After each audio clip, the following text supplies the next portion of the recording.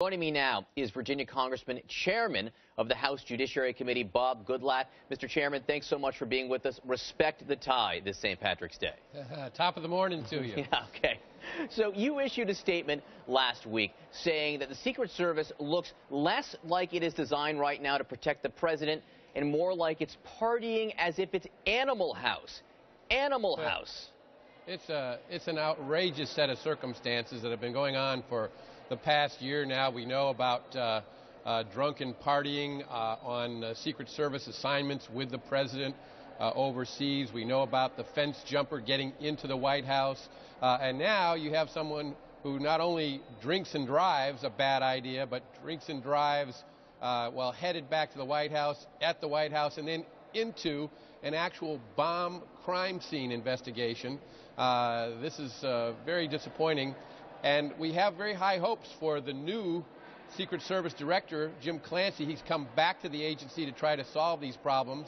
I and John Conyers, the ranking Democrat on the committee, and Jason Chaffetz, the chairman of the Oversight Committee, and his ranking member, Elijah Cummings, will be meeting with Director Clancy this afternoon to talk about this and what measures they're taking to solve this problem. But clearly there's a serious morale problem and there's a serious discipline problem at this agency charged with some of the most important responsibilities, protecting the life of the president and other people around him. Yeah, when you're going over the events of that evening, you left out the part where a senior supervisor let those agents go home without forcing him to take a sobriety test. Absolutely good point. No breath test, and yet the report is that he smelled the alcohol on their breath, and therefore I don't think they're going to get away with this. But that again is an example of, protecting somebody's back rather than protecting the President of the United States. Well, then let me read a statement. You mentioned Jason Chaffetz, chairman of the Oversight Committee. Let me read a statement from him and Elijah Cummings where they're talking about the implications here of what this all means. This incident also raises important questions about what additional steps should be taken to reform the agency and whether the problems at USSS, the Secret Service, run deeper than the recently replaced top tier of management, whether they run deeper than the management. Simply put, do you have confidence that Mr. Clancy's up to the job? Well, we're going to find out. This is his first test of a serious problem since he was confirmed by the Senate as the new director. He was put in specific response to the fence jumping incident where the individual not only jumped the fence but actually got in the front door of the White House and into several rooms before he was apprehended. So the director has obviously a major challenge, and we're going to find out from him what his plans are.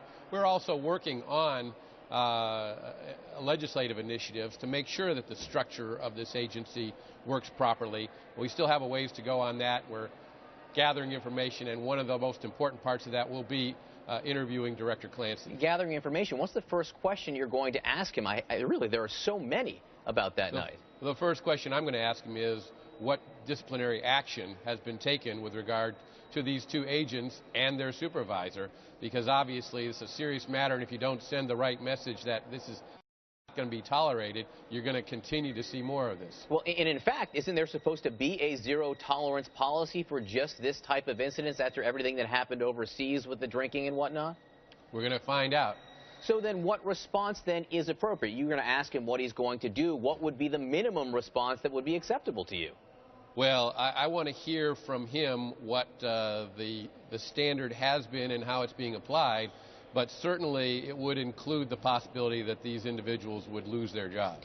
The part of it that I think is concerning to a lot of people is that this happened that night at the White House when the whole world is watching the Secret Service. I mean, if you had to list 3 of the things that Secret Service agents could not do in this current environment, they would be drink on the job, drive back to the White House potentially drinking, drive through a bomb scene investigation, and then be sent home without taking a sobriety test. I think those would top the list of things that would be scandalous in this environment right now, yet they did it anyway. So does that indicate there's a cultural problem here?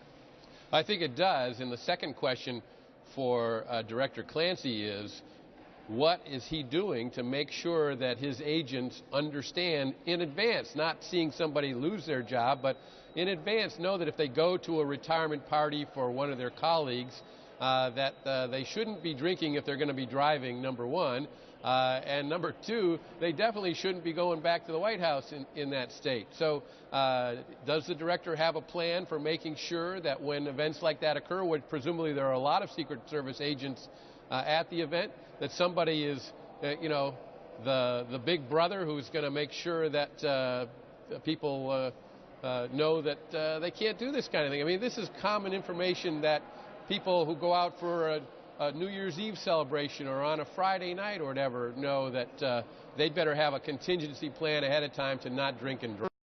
Chairman Bob Goodlatte, great to have you here with us on New Day. Really appreciate your time. Thank you, John.